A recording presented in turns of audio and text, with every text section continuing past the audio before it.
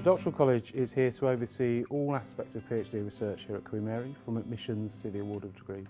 Starting a PhD can be quite daunting, especially if you're new to the university.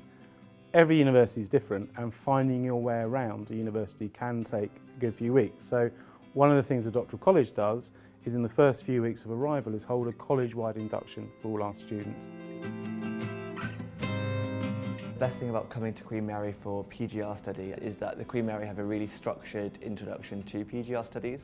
So there's loads of pastoral support networks, like welcome lunches, registration days. And there's also chances to socialise with all the other new starters at the same time. There's drinks, events and things, and I've made a lot of friends in the first week that I was here that I'm still friends with now, and that's good. Some of the best ideas in research come from left field, come from places you don't expect them to emerge.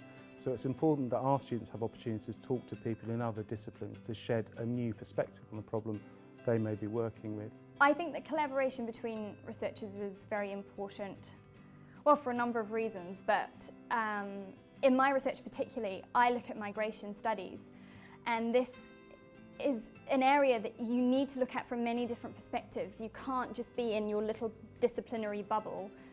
You have to have input because there are so many factors influencing migration, and I think that Queen Mary is actually very aware of this and is very keen on projects which foster interdisciplinarity. That can be through large events that bring students from across the college together on one of our cohort days, for example, or it could be something as simple as our new events calendar, which allows students to go online and to see all the research events that are happening across the college on any one day. So the Doctoral College events range from monthly Café Scientifique, for example, which enables students from different schools to come together and discuss their ideas. We have an annual debate where we have distinguished speakers from around the world coming to talk about issues that will be of interest to people from a range of disciplines. And we support a range of student initiatives which students themselves come up with and put on, but which we fund and support. The Winning Words competition was a project run by students, but with funding from the Doctoral College, and it aimed to get PhD students writing in a way that was engaging for a lay audience, as though they were writing an article for something like The Guardian or The Economist. And so you had to write a 1,000-word piece aimed at this kind of audience, explaining your research.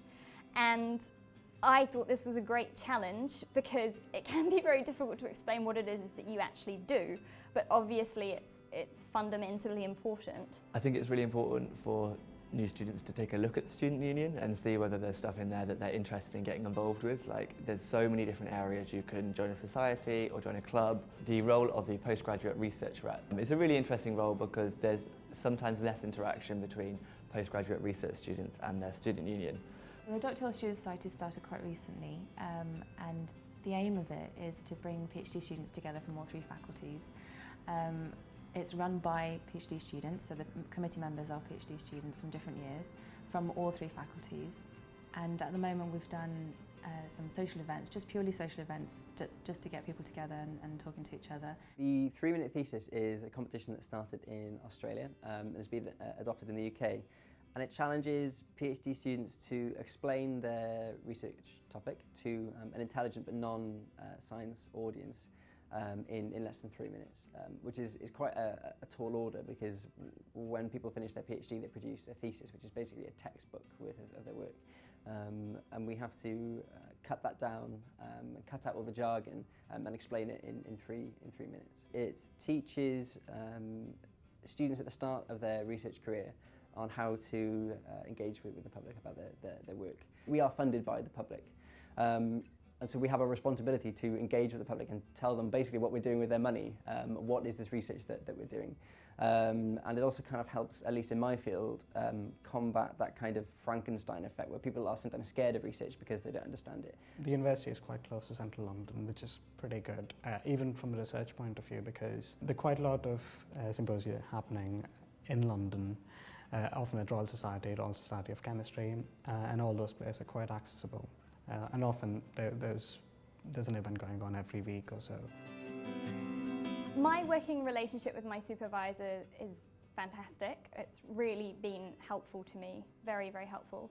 In my first year, I met with my supervisor fortnightly, Then in my second year, while I was away on fieldwork, we met by Skype fortnightly or once a month at least. And since coming back from fieldwork again, we're meeting fortnightly or monthly. And she's very responsive. She's not just concerned with my academic progress, she's also concerned with my welfare, which is, you know, it's great to have someone who's effectively your boss who worries about you like that. I would say that my supervisor, I think he's very supportive, and he's a very interactive person. Like, he likes to communicate. From the career service, I had quite a lot of support in writing my CV and also the cover letter. Career service also do mock interviews. I found that quite useful. I attended one and it was a really good experience. The careers advisors actually pointed out the strengths and weaknesses of my performance. In addition to this, career service also advertised part-time positions that are available during term time. The consultancy project that I took part in was extremely helpful. I got to look at things from a completely different point of view, because up until then I was looking at things purely from a research perspective.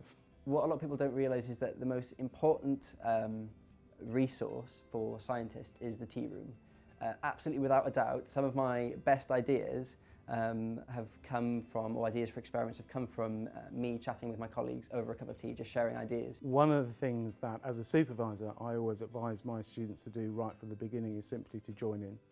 To try and join in with their wider research community, not only within Queen Mary, but nationally and internationally. So join a learning society. Make sure you go to conferences and workshops and seminars elsewhere in the UK, even overseas. And of course, one of the things the Doctoral College does is provide financial support to enable our students to do that. I think that if you take advantage of the support that is offered, because there is support offered, then it will make things a lot easier for you. Attend the events on offer, definitely, and that will help you. And as I said, don't panic.